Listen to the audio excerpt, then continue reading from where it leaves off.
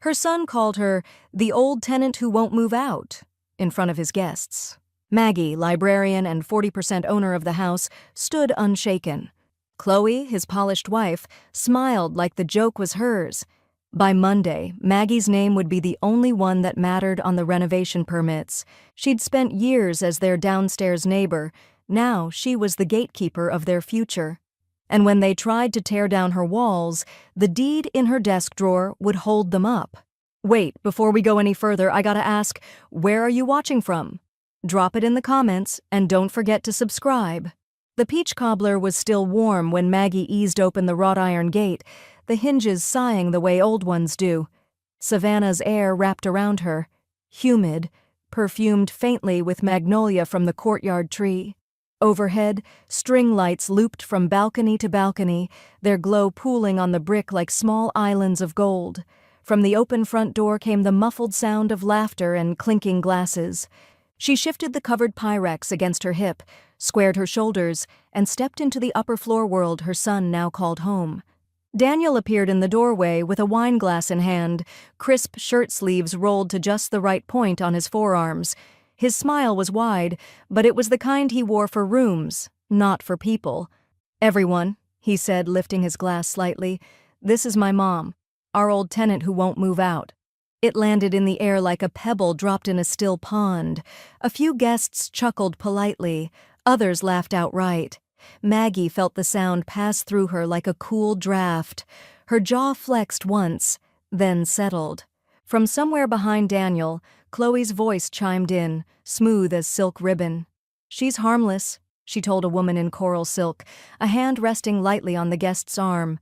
Maggie offered her own thin smile, the one she used to give library patrons who called overdue fines a silly rule. "Peach cobbler," she said, holding the dish up just enough to break the moment. "Still warm. We should find it a place to rest." Daniel stepped aside. "Kitchen's this way." She followed him through the living room, taking in the space, gleaming hardwood, polished brass fixtures, and Chloe's curated touches. Neutral throws, a wall of wedding photos, succulents lined up like obedient children on the sill. People parted to let her pass, each nodding politely, as if she'd been invited to serve hors d'oeuvres rather than share a roof. In the kitchen, a marble island displayed a neat spread of cheese, figs, and crackers on monogrammed napkins, D and C in embossed gold. Maggie set the cobbler down, removed the napkin covering it, and let the steam curl into the air. The smell of peaches, brown sugar, and cinnamon slipped between the more modern scents of citrus perfume and sharp wine. "It's lovely," Chloe said, appearing at Maggie's side with a champagne flute in hand. Her tone was practiced, her smile even more so. "You really didn't have to." "I wanted to," Maggie replied. "It's a housewarming." "Technically a condo warming," Daniel corrected with a half laugh before realizing too late how it sounded. "I suppose it depends which part of the house you're talking about," Maggie said lightly, eyes resting on the staircase that connected the floors. The original oak banister caught the light, showing its years in every groove. Chloe followed her gaze. "We've been telling everyone about the renovations. We're planning to open up that whole stairwell, make it one big, airy space." Maggie let her fingertips rest on the edge of the counter. "Airy's nice, so's having bones that hold a place together." Chloe's laugh was too quick. "Oh, the contractor will figure all that out." Daniel cleared his throat and motioned her toward the living room. "Come on, Mom. Let's mingle." She did, but not without letting her eyes wander. To the strangers in seersucker talking about property values, to Chloe's mother preening by the balcony doors, to the stack of glossy brochures half hidden beneath a cutting board on the side counter. The corner of one sheet showed a floor plan with a bold arrow marked "Remove." Maggie's hand twitched the way it did when she saw a misfiled book spine. She fixed her smile, let her gaze sweep the room, and stepped back into the hum of voices, filed away what she'd just seen and exactly where she'd seen it. Across the room, a familiar face from the neighborhood association lifted a glass in her direction. He was standing beside a man she knew from the city's permitting office. Both were looking toward the stairs, and for the first time that night, Maggie felt the flicker of an idea worth keeping. Maggie let herself out through the courtyard gate just after 9, the cobbler dish rinsed and wrapped in foil under her arm. The music upstairs had shifted to something louder, the bass line pushing faint tremors through the old brick. Her key slid into the downstairs lock, and she stepped into the cooler air of her own domain. The difference between the two floors was immediate. Up there, curated polish. Down here, the quiet weight of bookshelves, mismatched but solid furniture, and the faint scent of lemon oil from the afternoon's dusting. She set the empty dish in the sink and, without taking off her shoes, crossed to the secretary desk by the front window. The deed folder was where it had always been, middle drawer to the left of the blue fountain pen she favored for serious notes. She pulled it out and laid it flat, smoothing the creases from the manila cover as if opening an atlas. "Pour you a glass?" Ivy's voice came from the doorway. She slipped in with the easy familiarity of someone who'd been coming through that door for 20 years, a bottle of Pinot Grigio dangling from one hand. Her silver hair caught the lamplight, her sandals clicking softly on the wood. "Please," Maggie said, eyes scanning the dense print of the property agreement. Ivy poured and set the glass beside her. "There," Ivy said, leaning over and tapping a paragraph halfway down the page with a crimson nail. "Right there. 40% ownership, and—" She flipped the page, the paper whispering, "Joint consent required for all structural alterations." Maggie read it twice, the words settling like heavy coins in her palm. Ivy's smile was thin but wicked. "They've forgotten." Before Maggie could answer, the phone on the desk trilled, a deep, old-fashioned bell. She picked it up. "Rob Finch," came the calm voice on the line, "just confirming you're aware that your agreement gives you veto power over any changes to the building's structure." "I'm aware," Maggie said, glancing toward Ivy, who raised her glass in silent toast.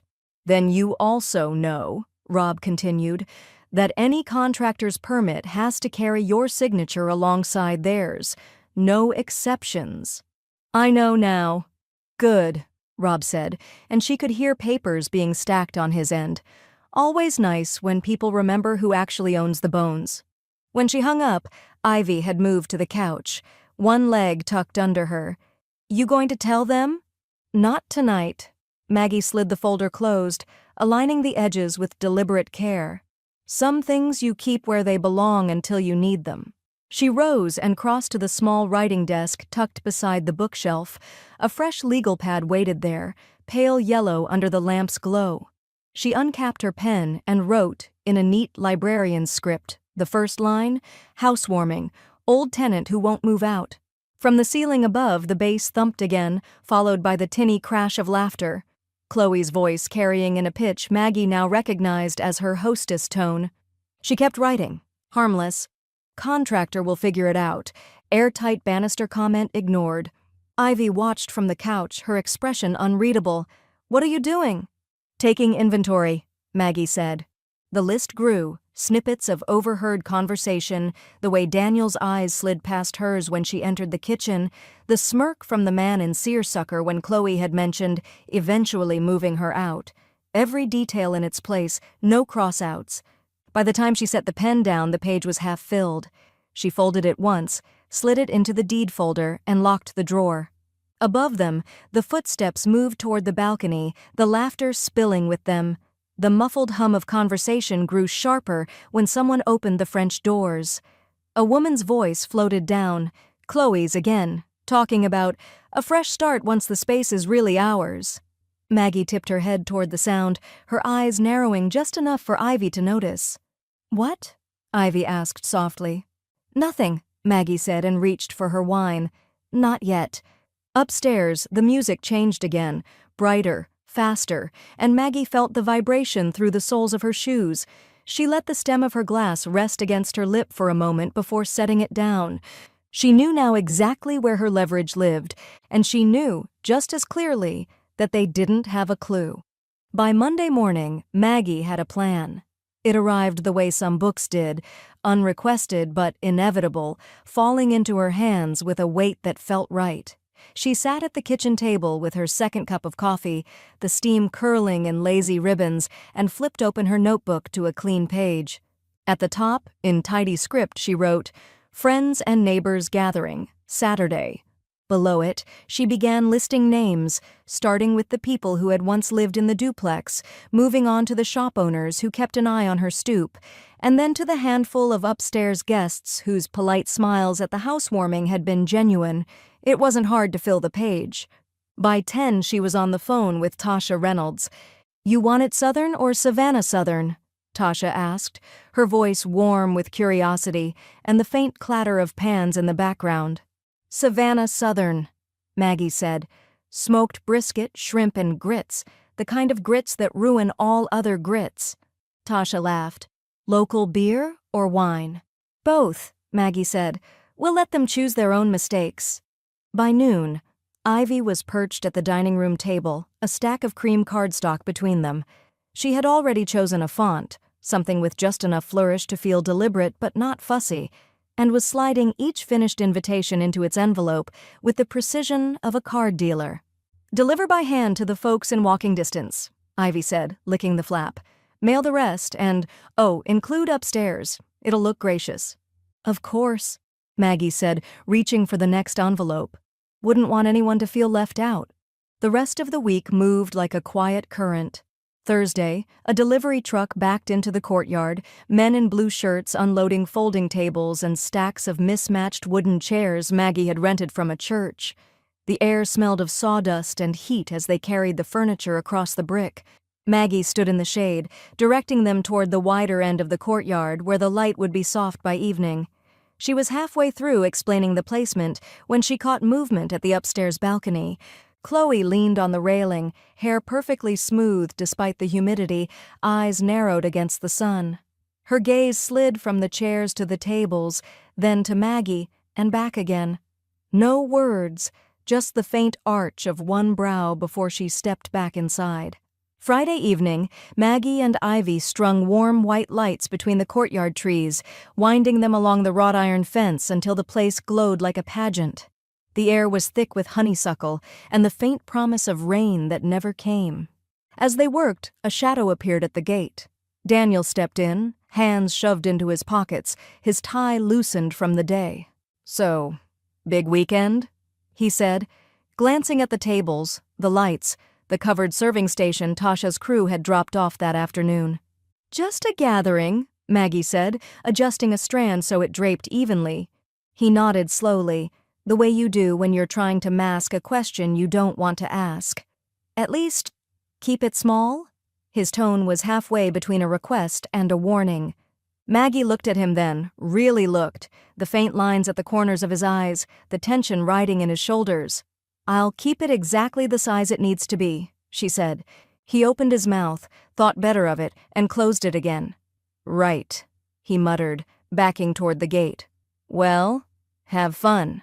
When he was gone, Ivy tightened the last twist tie on the lights and stepped back to admire their work. "It's going to be beautiful," she said. "It's going to be remembered," Maggie corrected. Somewhere above them, a window slid open. Footsteps crossed the upstairs living room, and then Chloe's voice drifted into the warm night, low but clear enough for Maggie to catch. "Daniel, she's doing this on purpose." Maggie allowed herself the smallest of smiles and reached up to switch on the lights. The courtyard bloomed with gold. By late Saturday afternoon, the courtyard was unrecognizable. The mismatched chairs were dressed with cushions Ivy had dug out of her linen closet, the tables draped in clean white cloths that caught the sunlight like sails. Overhead, the string lights waited to glow, their bulbs dull in the daylight. Tasha's crew had been there since noon, coaxing smoke from the brisket in a barrel smoker that sent mouth-watering ribbons into the air, curling over the wrought iron fence. The scent drew curious glances from passers-by on Whitaker Street, a few of whom slowed until Ivy waved them in like a carnival barker. By 5, the place was humming. Neighbors clustered in easy circles, beer bottles sweating in their hands, plates loaded with shrimp and grits rich enough to make conversation pause mid-sentence. Music drifted from a speaker tucked near the magnolia tree, old Otis Redding, a nod to the locals who knew. Maggie moved through it all in a soft linen dress, her hair pinned loosely at the nape. She didn't need to work the room came to her. A man in his 60s, cardigan despite the heat, laughed until he wiped his eyes. "Do you remember, Maggie, when Danny here—" He jabbed a fork toward Daniel, who had just wandered into earshot. "Got his head stuck between the balusters? We had to butter his ears to get him out." There was a ripple of laughter, genuine and unforced. Daniel's smile was tight, but he nodded. "Yeah, that was something." "Something," the man repeated, chuckling again. "Boy was wailing like a banshee." Ivy appeared at Maggie's elbow, a glass of sweet tea in one hand. She was making her way from group to group, introducing old friends to new acquaintances with the precision of a matchmaker. "Do you know Margaret's friend Nora? Owns the flower shop on Broughton?" she asked a young couple in tailored casuals. "She did the arrangements for the mayor's fundraiser last spring." Across the courtyard, Tasha sliced into the brisket, the pink smoke ring glistening under the blade. The aroma seemed to thicken the air, pulling in people who had no business being there, dog walkers, tourists, even a jogger who stopped mid-stride to investigate. Ivy welcomed them all with a nod and a plate. Chloe appeared at the far end of the courtyard, framed in the open gate. She wore a sundress the color of champagne and carried herself like a hostess who'd lost her guest list. Her eyes swept the crowd, pausing on every unfamiliar face. She smiled, small, tight, but it didn't reach her eyes. When Maggie caught her gaze, Chloe tipped her chin in a greeting that was almost convincing, then drifted along the fence line, speaking to no one. Her attention flicked to the food table, to the strangers laughing with plates in hand, and back to Maggie again. Daniel came up beside his mother, his voice pitched for her alone. "You're stealing our spotlight."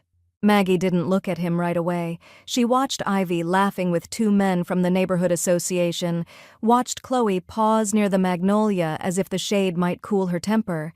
Then she turned, her expression neutral. "Spotlights are funny things," she said. "They tend to follow the action." He stared at her for a moment, searching for something in her face, but she gave him nothing. The music shifted to something with a little more swing, and the crowd seemed to swell with it. Someone started clapping along, and a child, whose parents Maggie couldn't place, ran between the tables, giggling, a balloon trailing behind on a string. Maggie let the hum of the party wash over her, the scent of brisket and buttered grits, the warm clink of glasses, the murmur of 100 small conversations. This was her space tonight, every inch of it alive in a way it hadn't been in years. From the balcony above, a figure leaned forward into the light. It was Chloe, now with a phone in her hand, her thumb working quickly. She wasn't watching the party anymore, she was photographing it. And by the set of her jaw, Maggie knew those pictures weren't meant for the scrapbook.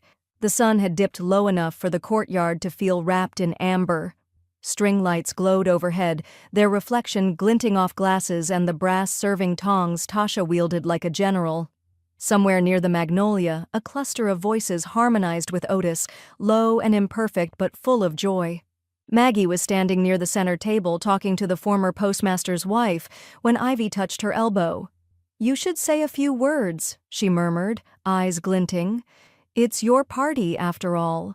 Maggie looked around. Plates were still heavy with food, drinks were topped off, and conversations were rich with the kind of ease that doesn't happen in the presence of a strained host. She nodded. "Friends?" she called, her voice clear without needing to be loud. Conversations trickled to a stop, faces turning toward her. The music dimmed to a background hum. "I just wanted to thank you all for coming to my home tonight," she said, letting the word "my" find its place. A small, warm smile settled on her lips, the kind that invited no argument.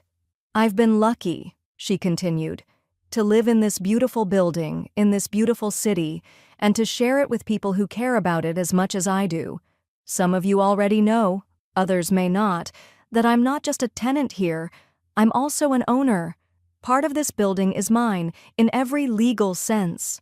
There was a ripple, subtle like wind-shifting leaves. Ivy, already moving through the nearest cluster of guests, added her own garnish. 40% to be exact, and she gets a say in anything that happens to it. She said it as if she were telling someone about a prize-winning garden, her tone cheerful but loaded enough to make Daniel stiffen where he stood. Maggie caught the flicker in a few faces. understanding sliding into place, eyes darting upstairs toward the darkened balcony where Chloe had vanished. She went on, her voice even. When you own part of a place, you take care of it.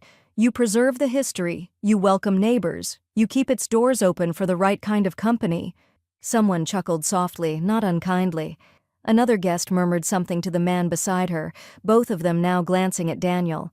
"I'm proud," Maggie said, lifting her glass, "to have this chance to show you what hospitality means to me, because if it doesn't start at home, where does it start?"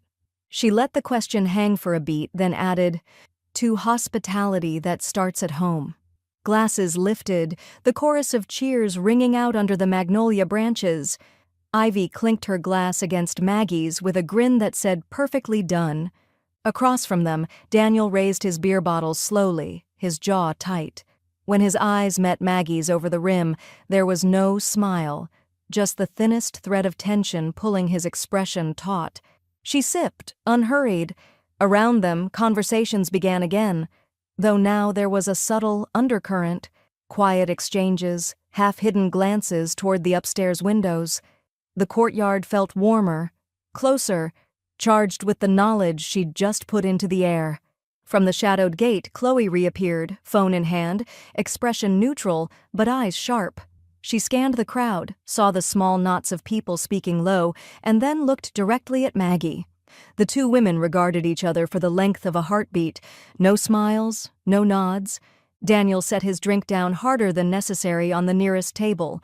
The bottle wobbled before righting itself, and somewhere deep in Maggie's chest, that earlier flicker of an idea stretched into something with weight, heat, and a timeline.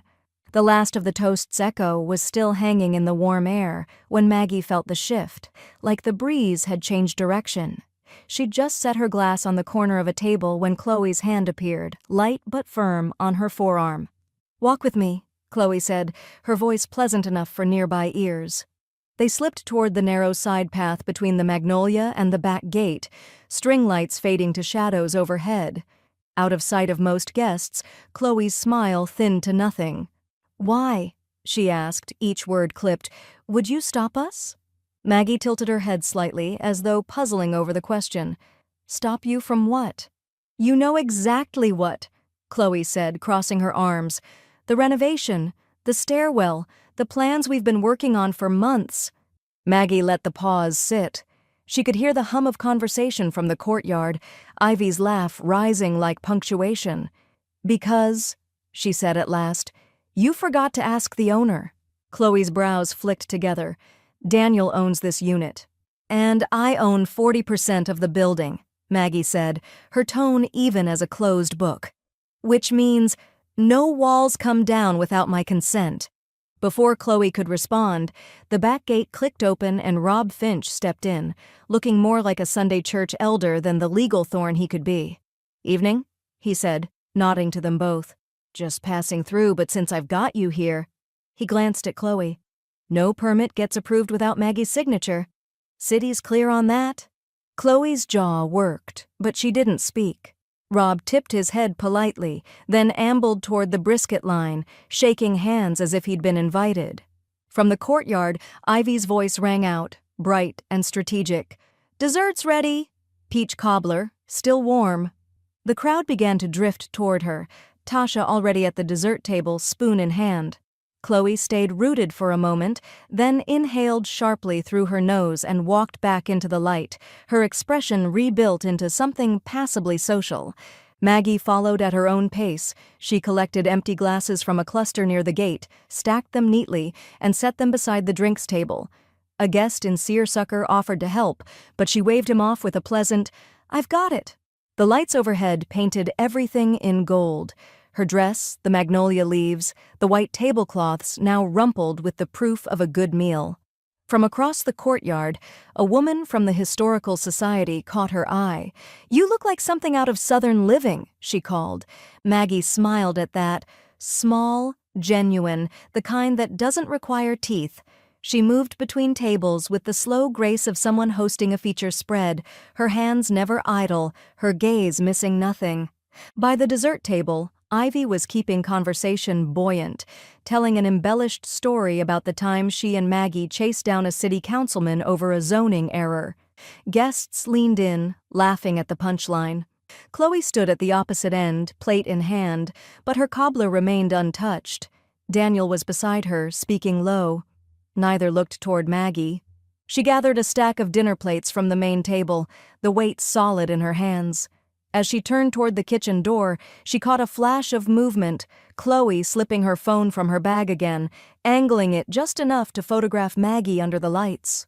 For a moment, Maggie wondered which image Chloe thought she was capturing, the serene hostess or the obstacle. She stepped into the kitchen, the voices of her guests a soft murmur through the open door, and set the plates in the sink.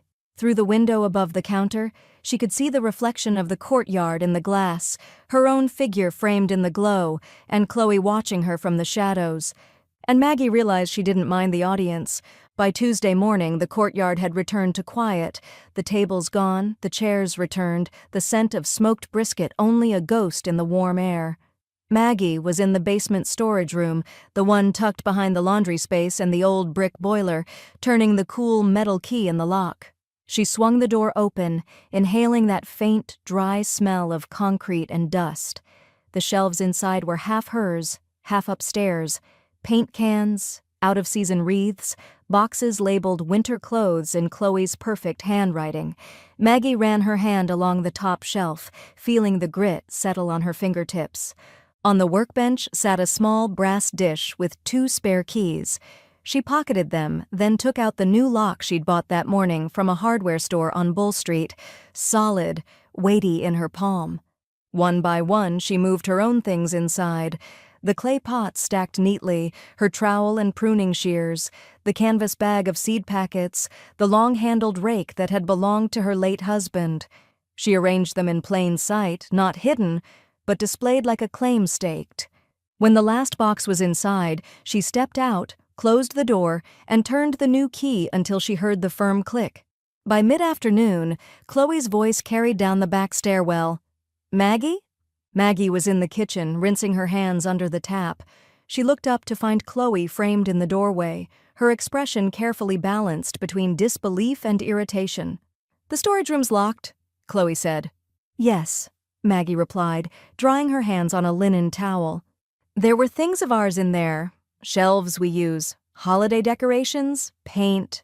"I moved my things in," Maggie said mildly. "It's part of my property allotment. You'll need to make other arrangements." Chloe blinked, once, slowly. "You can't just—" "I can," Maggie interrupted, her tone still calm. "And I have." Daniel appeared at the top of the stairs, one hand on the railing. "What's going on?" "She's locked us out of our storage," Chloe said. Her voice pitched up half a note. Maggie looked at him. "It isn't our storage. It's mine. You're welcome to rent a unit. There's a place on Victory Drive, climate-controlled, very secure." Chloe let out a small laugh, incredulous. "You expect us to pay for that?" "Yes," Maggie said simply. For a moment, the only sound was the faint hum of the refrigerator. Daniel's eyes dropped to the floorboards. "This is about boundaries," he muttered, not looking at her. "It is," Maggie agreed. "I'm setting mine." From the corner of the room, Ivy's voice floated in. She was seated at the small breakfast table, a cup of tea cradled in her hands, having arrived 10 minutes earlier through the front door like she owned the place. She smiled into her cup. "I do love a woman who understands property lines." Chloe exhaled sharply through her nose, turned on her heel, and headed back upstairs, the click of her sandals sharp against the wood. Daniel lingered a beat longer, as if considering whether to say more, then followed without a word. Maggie crossed to the table and poured herself tea from the pot Ivy had set out. "Well," Ivy said, eyes dancing over the rim of her cup, "that should rattle the Christmas ornaments." Maggie allowed herself the faintest smile before taking a sip. Through the ceiling, faint but unmistakable, came the muffled sound of Chloe's voice, quick, sharp, and aimed at Daniel. Maggie set her cup down. "They'll adjust," she said, though her tone suggested adjustment might not be painless. Ivy leaned back in her chair, clearly enjoying the thought. and somewhere above, a door slammed hard enough to rattle the light fixture. Saturday morning brought a soft, pearled light through the lace curtains, the kind Savannah saves for days worth remembering. Maggie had set the kettle on just as the first knock came, a polite triple tap on the front door. Within minutes, her living room was alive with familiar faces. Mrs. Greer from the Historical Society, 2 retired teachers from the next block, a couple of young architects eager to see authentic Victorian detailing in private homes. Ivy, wearing a linen blazer over a striped tee, stood near the entry with a clipboard like she was checking off passengers for a voyage. "All right, folks," Maggie said, smoothing her palms over her skirt. "We'll start here in the parlor. This is original heart pine under your feet. Refinished, never replaced. You can still see the faint ripple where the boards settled over the years." Heads tilted downward, murmurs of appreciation passed between guests. Someone bent to run their fingers along the floor, as if touching history might make it theirs for a moment. She moved them toward the mantel, its carved edges worn soft with age. "This piece is mahogany, shipped in from Charleston in 1892. The builder was proud enough to put it in his own ledger." She tapped the corner gently, the way one might pat an old friend's shoulder. Ivy drifted behind with her phone, snapping angled shots for the Neighborhood Association newsletter. She caught the stained glass transom over the front door, the polished brass of the doorknob, the way sunlight fell over Maggie's bookshelves like a benediction. "Through here is the dining room," Maggie continued, leading them toward the back. "The wainscoting is original. The craftsman used a tongue-and-groove method that was common in the region before the turn of the century. Still tight, not a single board loose." A woman in a wide-brimmed hat asked, "Do you give tours of the upstairs as well?" Maggie's smile didn't falter. "Oh no, the upstairs is a separate unit. Out of respect for privacy, we'll keep our focus here." There was a ripple of nods, agreement, understanding, but also the faint hum of curiosity denied. From above, a faint creak betrayed weight on the upstairs balcony. Maggie didn't look up right away, letting her guests move toward the tall bay window that framed the courtyard. Only when they were admiring the magnolia did she glance up. Chloe stood at the railing, both hands on the iron scrollwork, her face in shadow, but her posture stiff enough to read from the ground. "Lovely turnout," Ivy called up brightly, without breaking stride in her photography. Chloe didn't answer, only shifted her weight and disappeared inside. Maggie guided her group into the kitchen, the space warm with the scent of lemon polish and fresh biscuits she'd baked that morning. "The cabinetry is a faithful reproduction, but the hardware is original to the home," she explained, letting one of the architects turn a drawer pull in their hand. From the corner of her eye, she caught a flash of movement through the pass-through window, the upstairs kitchen, visible for a second through the shared courtyard view. Daniel was there, leaning on the counter, pretending to be absorbed in his phone. He didn't look toward the tour, but the way he lingered said he was listening. "Please, help yourselves to biscuits before we finish in the garden," Maggie offered, motioning toward the platter Ivy had strategically placed. While the group busied themselves, Ivy crouched to photograph the inlaid tile by the back door. Maggie led them out into the courtyard, pointing out the brick patterns that hinted at the original builder's hand, the wrought iron gate she'd had restored last spring. The air was just warm enough to carry the scent of ivy climbing the wall. One of the architects asked again, gently, "And the upstairs? Same detailing?" "Some, yes," Maggie said, her voice smooth as still water. "But I can't speak to any changes made there." Behind her, the upstairs curtain shifted. She didn't need to turn to know Chloe was watching again. Ivy straightened from her latest photo, catching Maggie's eye. "You've still got them eating out of your hand," she murmured, just for her. Maggie let herself smile, not for Chloe, not for Daniel, but for the knowledge that her space, her history, and her story were the ones on display. And the part that would stay with them most was what she'd left unseen. The Monday after the tour, the morning air smelled faintly of salt from the river, and Maggie was on her porch, robe wrapped loosely at the waist, coffee in hand. She'd been up early, the kind of early that comes when an idea won't stop whispering at you in the dark. The knock had come just after sunrise, a single, businesslike rap. Rob Finch stood there, pressed shirt, leather portfolio tucked under one arm, and the faint smile of a man who knew exactly what he was delivering. "Thought you might want to get this moving," he said, handing her a sheaf of neatly typed pages. She scanned the first paragraph, notice of intent to sell, 40% ownership share, and felt a quiet satisfaction settle in her bones. The offer was direct.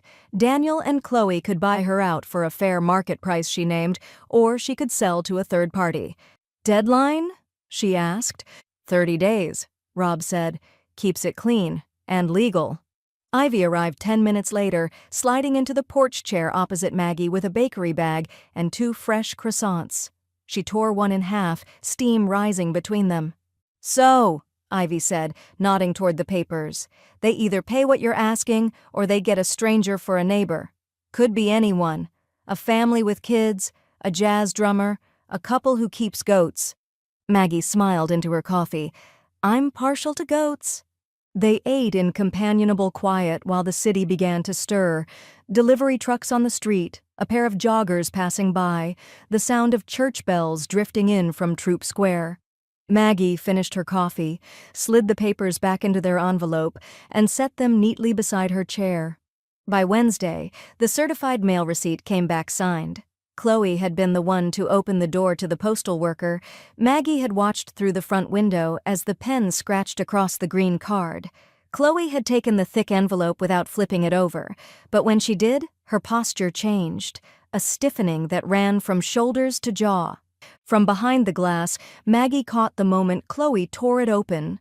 The paper trembled in her hands just enough to betray her. She didn't look toward the downstairs porch, but her walk back through the gate was faster than usual.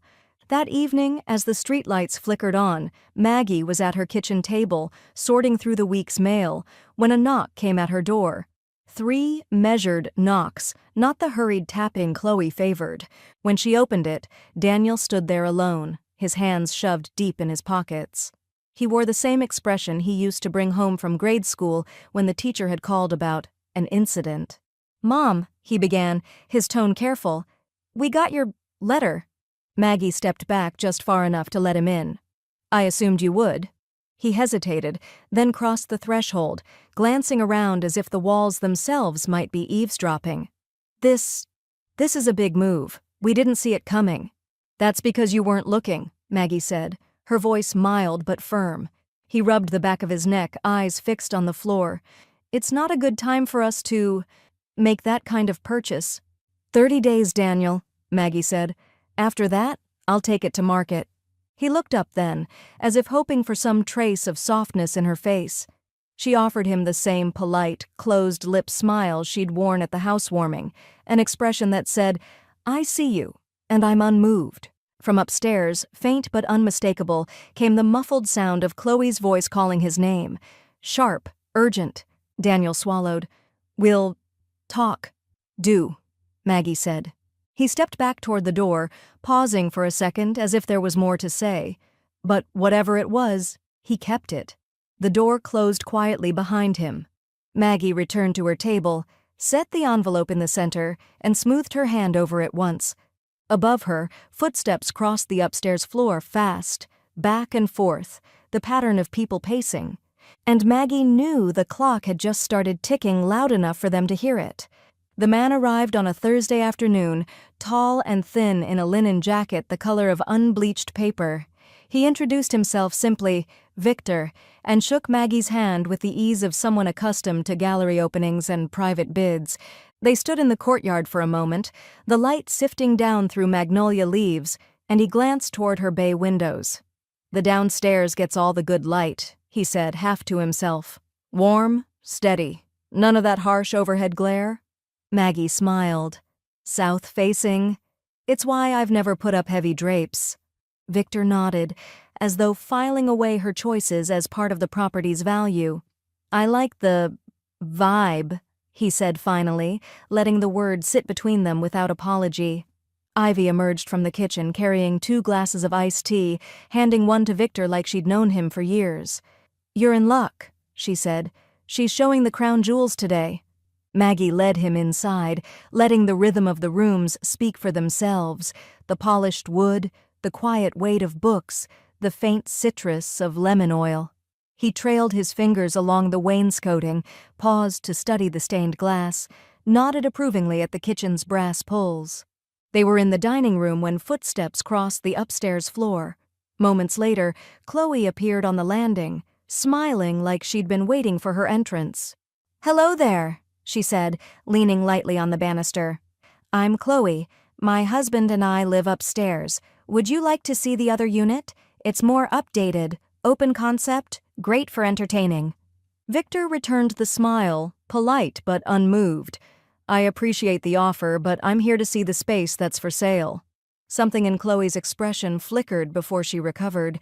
"Well, if you change your mind—" "I won't," Victor said pleasantly, already turning back toward Maggie. By the time they returned to the courtyard, Daniel was standing near the gate, hands shoved into his pockets. He didn't acknowledge Victor at first, only looked at Maggie. "We need more time," he said, "to get financing in place." 2 weeks, Maggie said, her tone as even as if she were discussing the weather. "That's—" Daniel started. 2 weeks, she repeated. "After that, I'll proceed with the offer on the table." Victor gave a small, knowing nod, as though time limits were simply part of the game. "I'll have my attorney in touch," he said, extending his hand to Maggie once more. "A pleasure." When he'd gone, Daniel stood in the same spot, staring at the bricks under his shoes like they might offer a better answer than his mother was willing to. "We just need more time." He tried again. Maggie didn't waver. 2 weeks, Daniel. It's generous." From the porch, Ivy flipped open her leather-bound planner, the one she used only for matters of consequence, and uncapped her pen with deliberate ceremony. "Let's see," she murmured, scanning the weeks ahead. "Ah, yes. We'll mark it down. A holiday of sorts." Daniel glanced up sharply. "It's not a game." Ivy's eyes twinkled over the top of her glasses. "No," she agreed. "It's business." Maggie watched her son's mouth open, close, and open again before he turned toward the stairs. Chloe was waiting just inside the door, her arms crossed tight. When the door closed behind them, Ivy circled the date in her calendar twice, then slid the pen back into its loop. "Festivities," she said, with the satisfaction of someone who already knew how this chapter ended. Maggie let herself look toward the upstairs windows, curtains drawn, but the faintest shadow shifting behind them, and thought, 2 weeks will pass quickly for me. Not for them. The offer came in on a Wednesday morning, sealed in a cream envelope slid through Maggie's mail slot with a whisper. No fanfare, just a weight in her hands that told her before she even opened it. Victor's letter was short, almost spare, full cash offer for her 40%, closing date as soon as her attorney could process the paperwork. No contingencies, no delays. She read it twice at her kitchen table, the sunlight catching the edge of her coffee cup. The number was more than she'd asked. By noon, Rob was in her front room, portfolio open, documents laid out with military precision. "We can move fast on this," he said, sliding a pen across the table. "He's wired the deposit already." "I'd like that," Maggie said. By the end of the day, signatures had been inked, copies notarized, and the closing date fixed like a stone in the calendar. The only thing left was to start packing. That night, Maggie pulled the stepladder from the hall closet and began with her rare books, the leather-bound histories and limited editions that had lived on her top shelves for decades. She cradled each one in paper, sliding them into sturdy boxes marked in her precise hand: library, storage. Halfway through the second box there was a knock, too soft to be the postal carrier, too hesitant to be Ivy. She opened the door to find Chloe, her eyes rimmed pink, a tissue crushed in one hand. "Maggie, please," Chloe began, voice trembling. "I know we've had our differences, but selling to a stranger, it's not good for anyone. We can make this work. We'll make space for you. We'll—" She stopped, as if the words caught in her throat. "We're family." Maggie rested a hand on the edge of the door. "Family doesn't strip the bones from a house without asking." "I'm sorry," Chloe whispered, and for a moment the tear clinging to her lashes looked unpracticed. Real. I thought we could fix this." "Some things aren't broken," Maggie said gently. Chloe's mouth pressed into a line. She nodded once and turned back toward the stairs.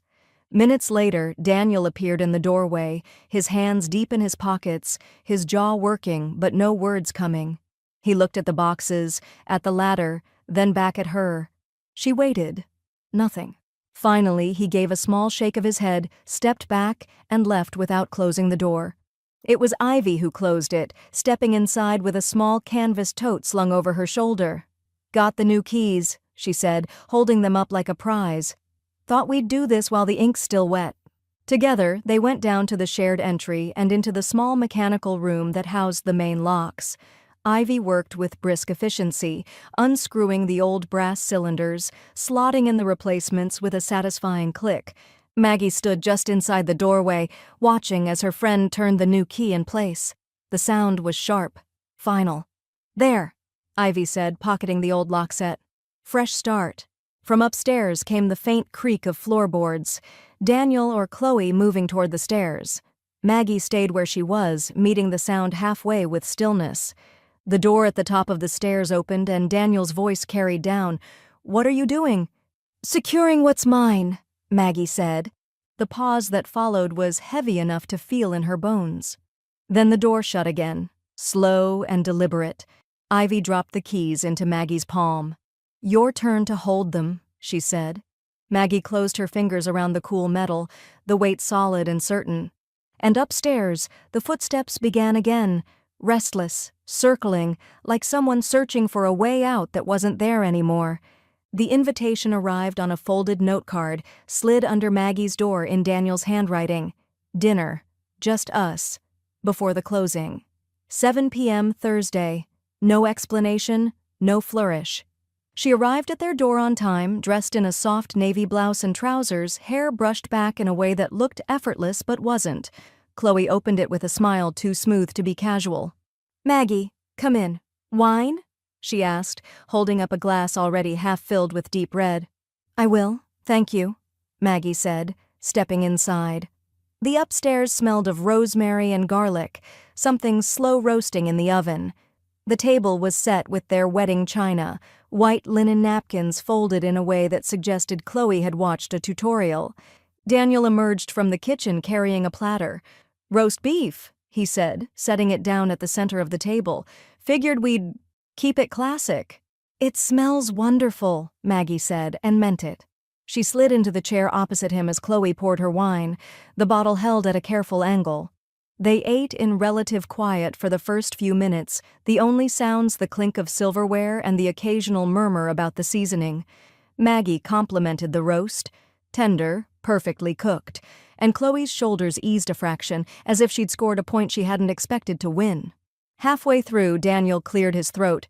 "We just wanted to end this on the right note, whatever happens next." Chloe nodded quickly.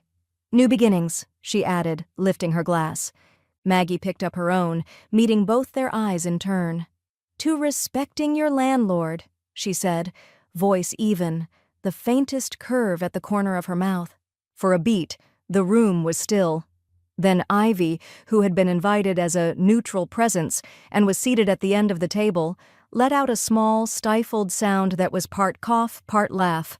She pressed her napkin to her lips, eyes bright. Daniel's glass froze mid-air before he took a sip, gaze dropping to his plate.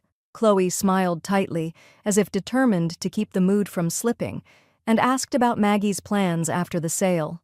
Maggie answered pleasantly. Speaking of bookshops and walks by the park, her tone free of malice but not without meaning.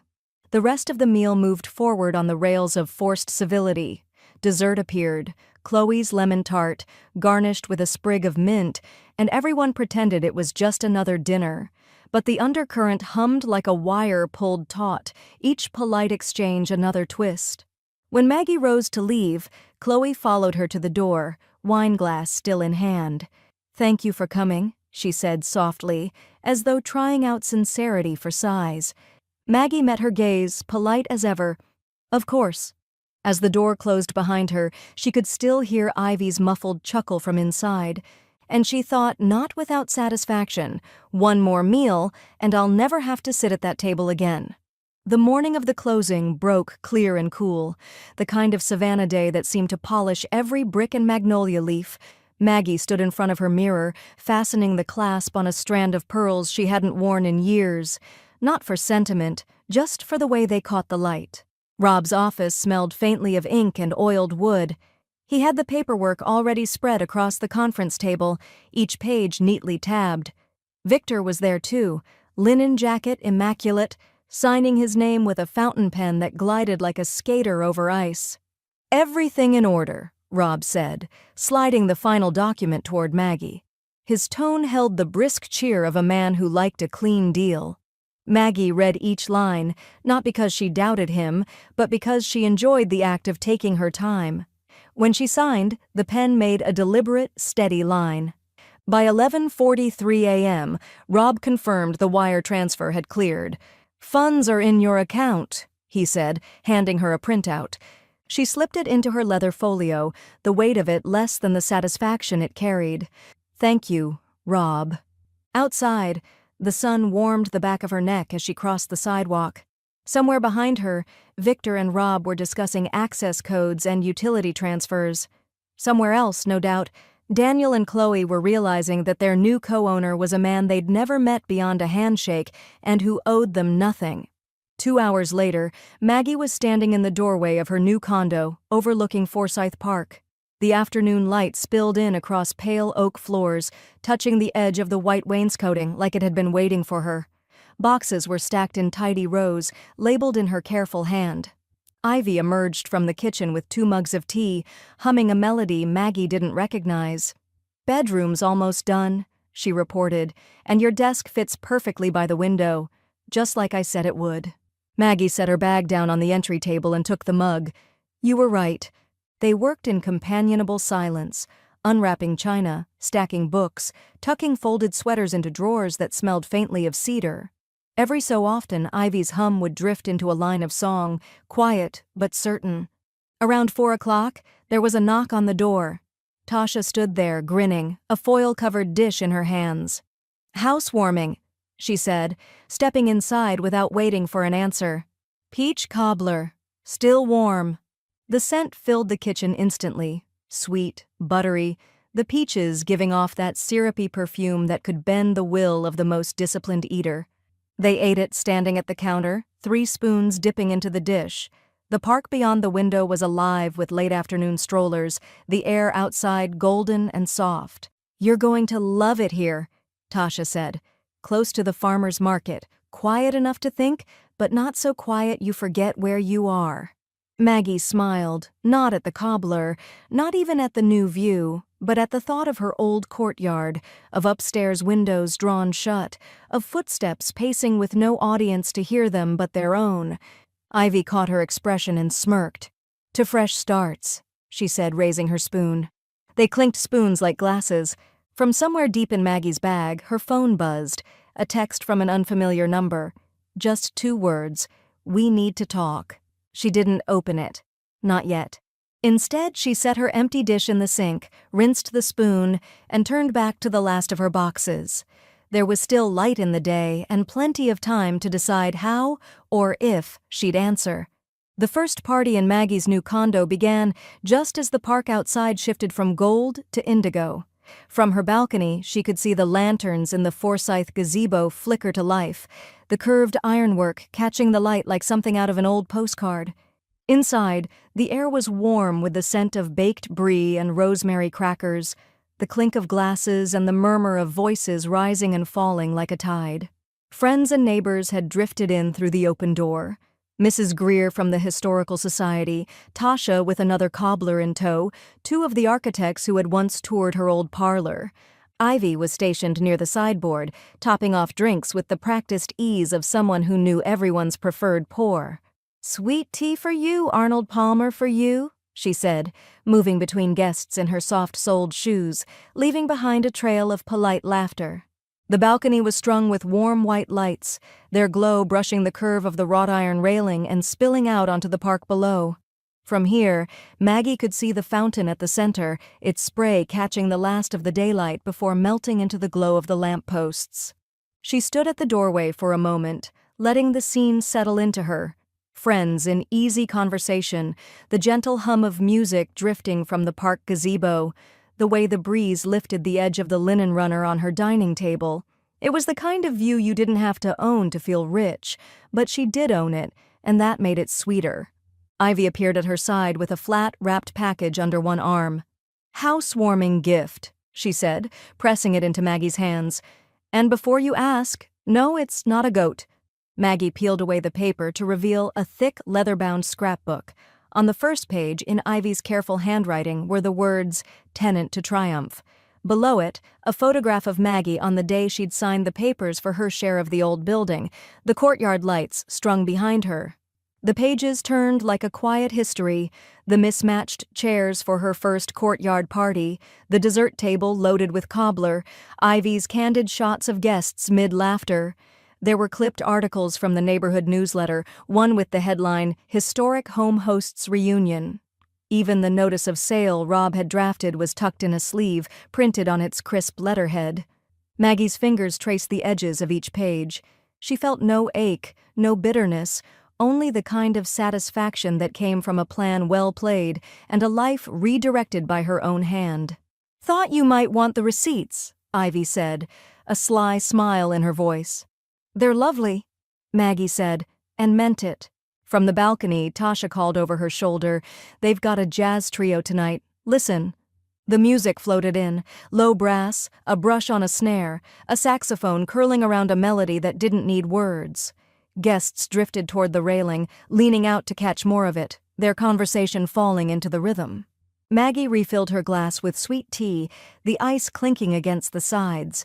She poured another for Mrs. Greer, who was deep in discussion with one of the architects about cornice restoration. The talk of buildings and preservation swirled around her like an old, familiar language. As the evening eased on, the park lights grew sharper against the dark, and the smell of night-blooming jasmine threaded in from below. Maggie found herself at the edge of the balcony, looking out past the fountain to the far line of trees, their leaves rustling in a breeze that barely touched her cheek. She felt Ivy step up beside her. "This," Ivy said quietly, "feels permanent." Maggie glanced down at her glass, then back at the park. "It feels chosen," she said. Somewhere in her bag inside, her phone began to buzz again. She didn't move to answer it. Not yet. The phone kept buzzing. 3 times. Then silence, then another single vibration that felt more insistent. Maggie stepped back inside, the warm light and low conversation folding around her like a shawl. She found her bag on the armchair, slipped the phone from its pocket, and saw Daniel's name glowing on the screen. One message. "We need to talk." Her thumb hovered over the keyboard for a moment, the murmur of her guests a soft undertone in the room. She could picture him upstairs in his kitchen, pacing, glancing toward Chloe and back again. Waiting. She typed slowly, deliberately, "My door is always open." For respect. No exclamation points, no soft edges. She hit send, set the phone face down on the side table, and left it there. The smell of cobbler drew her back toward the kitchen, where Tasha was laughing with one of the architects, her fork poised over the last square inch of the dish. Only the browned edges clung to the sides now, the syrupy center long gone. "Guess we'll need another one next week," Tasha said, tapping her fork against the plate. "Or tomorrow," Ivy said from her post at the drinks table. She had her glass lifted halfway already, waiting for a lull in conversation. When the moment came, she caught Maggie's eye and spoke clear enough to cut through the murmur. "To the woman who owned the room," she said. It wasn't loud, but it carried. Heads turned. A ripple of laughter moved through the group, warm, genuine, the kind that comes when everyone in earshot knows exactly what's meant and who it's meant for. Maggie felt her cheeks lift into a smile.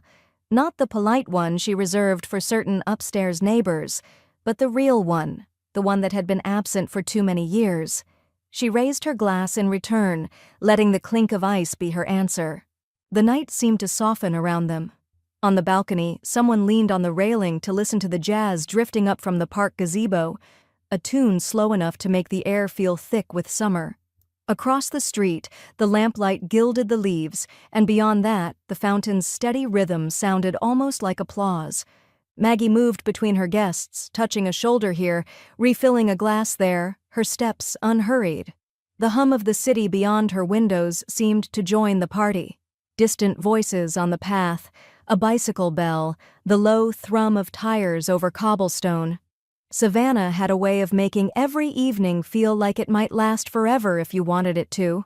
In the kitchen, Ivy was telling the story of the first courtyard party again, the one with the brisket smoke curling over the fence and the neighbors who wandered in uninvited. Only this time, she ended it differently. "And she didn't just host it," Ivy said, nodding toward Maggie. "She claimed it." Maggie leaned in the doorway listening. It wasn't about the food or the lights strung in the trees, it was about presence, about deciding who you were in a space and making sure everyone else knew it too. When the plates were scraped clean and the cobbler dish sat empty on the counter, the guests began to drift toward the door. The air outside was still warm, the scent of jasmine lingering, the city's heartbeat steady beneath it all. Maggie stood at the threshold, thanking each person as they stepped into the night. Ivy lingered last, slipping her empty glass onto the counter and giving Maggie a look that was equal parts pride and mischief. "You hear that?" she asked, tilting her head toward the open balcony. Maggie listened. The music from the gazebo, the faint laughter from a couple on the park bench, the steady, quiet pulse of the place she'd chosen. "Yes," Maggie said, "I hear it." For a long moment they stood together, watching the lights in the park. Somewhere behind her the phone buzzed again, faint against the wood of the side table. She didn't turn. "In Savannah," she said, more to herself than to Ivy. "Hospitality is a gift." She took a slow sip of her tea, the ice tapping against the glass. "So is knowing when to take it back."